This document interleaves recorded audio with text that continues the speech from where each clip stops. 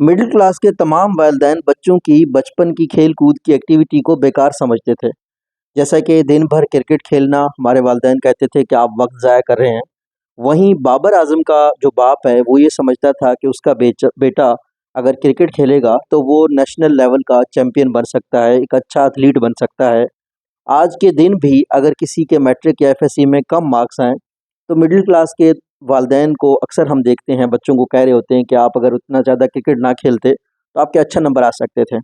वहीं बाबर आज़म का बाप इस बात पे खुश है कि उसने अपने बेटे की स्टडीज़ पे इतना फ़ोकस नहीं किया, इवन दो वो ग्रेजुएशन नहीं कर पाया, लेकिन वो जिस चीज़ पे उन्होंने फ़ोकस किया उसको खिलाने में इस वक़्त वो नेशनल टीम में एक बहुत अच्छा प्लेयर है।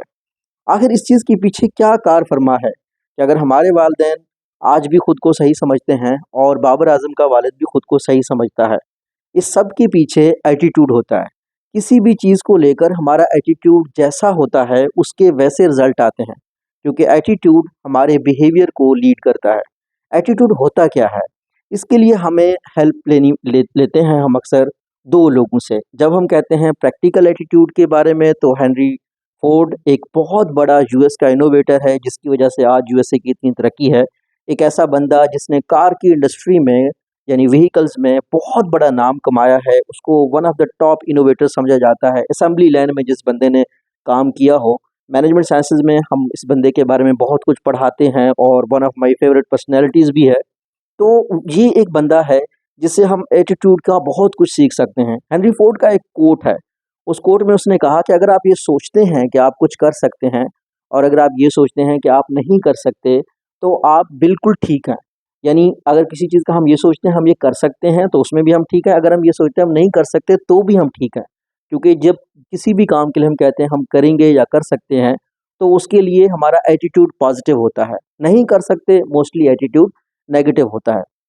तो इस चीज़ को लेकर जेफ केलर ने एक बुक लिखी, एटीट्यूड इज़ एवरीथिंग, जहाँ पे उसने कहा कि अगर किसी भी इंसान का एटीट्यूड है वो एक चॉइस के तौर पर होता है।